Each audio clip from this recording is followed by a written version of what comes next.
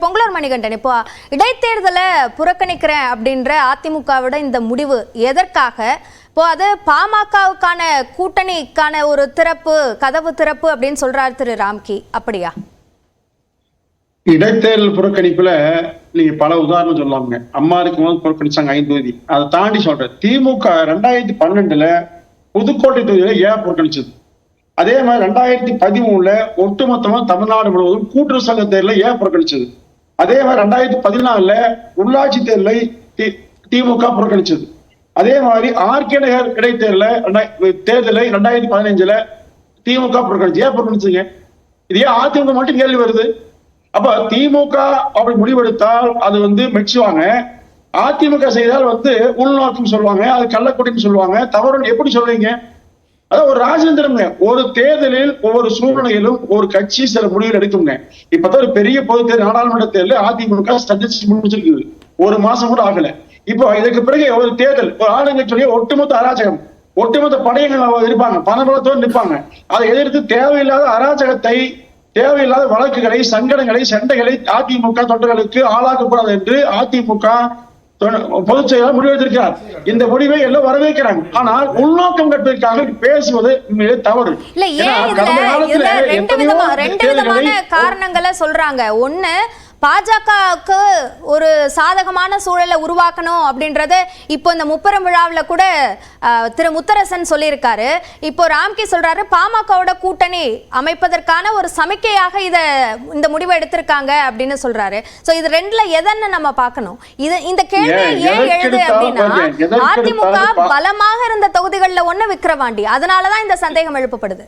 நீங்க எதற்கெடுத்தாலும் தனி மனித தாக்குதல், எதற்கெடுத்தாலும் பாஜக ஒண்ணும் இல்ல. ஒரு விஷயம் சொல்ற தப்பா நினைச்சுக்காதீங்க. இப்போ கோவையை சேர்ந்த பொருளாதார நிபுணர் ஐயா கனகசுவாமி அவர்கள் மிகச்சிறந்த மனிதர். அவர் கட்சியை பாஜக இருக்கலாம், சித்தாந்தம் வேறையா இருக்கலாம். ஆனா கம்யூனிஸ்ட் கட்சியோட தோழர் எவ்வளவோ மார்க்சிசம் படிச்சவங்க, கம்யூனிஸ்ட் சித்தாந்தம் படிச்சவங்க என்ன அவ்வளவு ஒரு கேவலமா வார்த்தையை பயன்படுத்துறாரு. அப்போ இதுவெல்லாம் அரசியல் நெறிமுறை அல்ல. பொதுவெளியில் பேசுகிற போது மக்கள் பார்க்க ஊடகங்கள்ல தரமாக நியாயமாக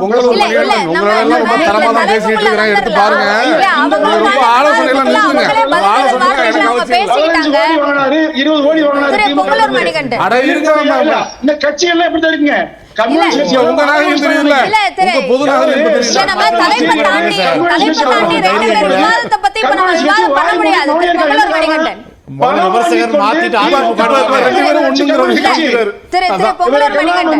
அரசியலை ஜனநாயகத்தை பேச எந்த தார்மீக உரிமையை கம்யூனிஸ்ட் கட்சியை முதல்ல கிடையாது.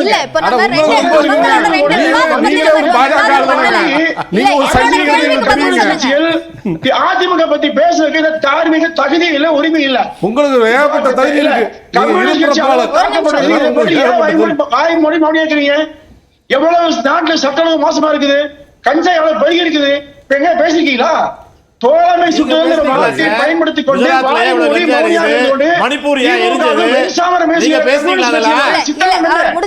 ஒரு காலத்துல கம்யூனிஸ்ட் எப்படி யோசிச்சு பாருங்க.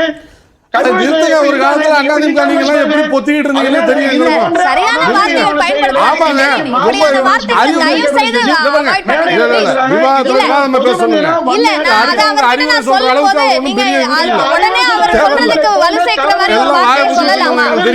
இது பொது ஊடகம், எல்லாரும் பார்க்கும் ஊடகத்துல தரம் இல்லாமல் பேசுவதை பொங்கலூர் மணிகண்டன் அவங்க பேசும்போதே அதற்கான கண்டிப்பா நான் சொல்லிட்டேன்.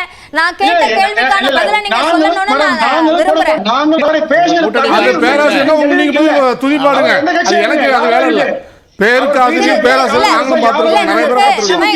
இடைவெளி விடுறதுக்கான நேரம் வந்துருச்சு. விவாதம் சமதம் தான். அமைதியா